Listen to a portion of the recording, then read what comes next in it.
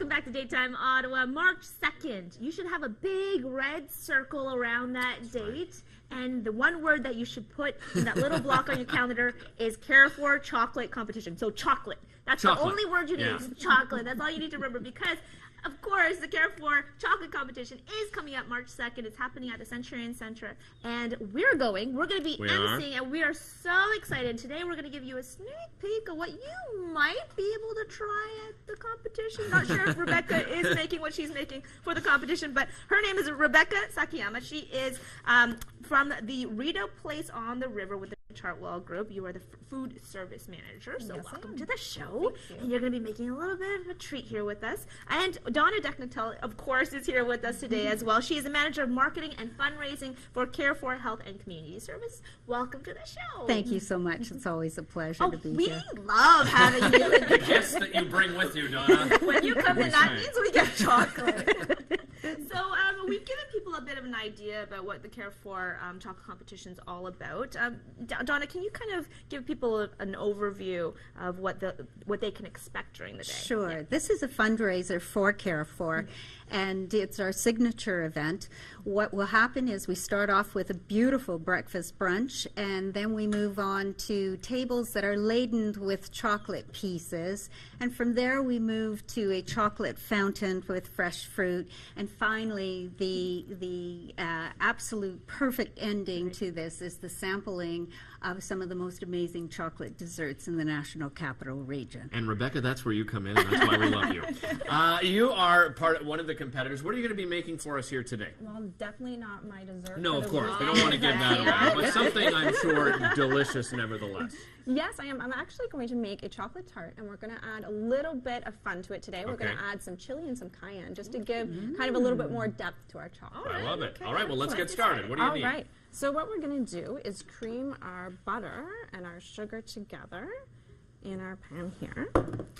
And this, we'll just cream for a few minutes. Okay. And then we're going to be very fast and then just add our flour to that and a tablespoon of water. Now, the temperature of the butter, does that need to be right out of the fridge? Yeah, I've had it room temperature. Okay, room temperature. Room temperature. Perfect. So we'll add these two ingredients and keep mixing here. There are a lot of people who are watching at home right now who are coveting this mixer, by the way. That is a nice mixer. Red mixer. It's so pretty. You know what? I've had this one for about 10 years, and I absolutely love it. So what have you put in there, Rebecca? Okay, so it's just your butter and sugar, and then you've added pastry flour. So you add a cup of pastry flour, and then just a little bit of water to bring your dough together. Okay. So that's our dough. So that's the dough. Butter, and if you reach in the fridge behind you, we have a little bit of dough there already made. Okay. Here we are. And then just to show you something quick and easy, you put it in between. Am I going to unwrap it? You can unwrap it and put it in there. I shouldn't just jump ahead. You never know. There could be an instruction before you. And then if you put it in between your parchment paper and roll it out, then it's going to fit nicely into your springform pan. Oh, I see. So you're just going to roll it in the shape that you see and here. And magically, because it's TV, we have one already made. Well, who knew? But just a tip here, if you put this in here, when it's all rolled out, it's going to form a nice tart shape, and if you just throw those yellow-eyed beans in there, it keeps everything down while it's cooking. So your crust is not going to rise up and bubble. It's going to stay down very nice. Some of our guests earlier were wondering what the beans were for. They're like, what is kind of beans going in a chocolate recipe? What is happening? And so how long do you bake this for? I would bake it for about 20 minutes because you want to make sure, too, especially when you're putting the beans on top, that they're getting hot as well, and they're going to cook the inside of the tart. You don't want to have it totally cooked right through because you're going to put it back into the oven again. All right. And so what about the filling then? So for the filling, I'm just going to get you to add the chocolate here. I'll keep rolling this for you so you can bring it with you. And then if you add this chocolate here, that's a 72%. So there's just milk chocolate chips and 72% dark chocolate. That one's actually from Venezuela. Okay. Yeah, so it's nice.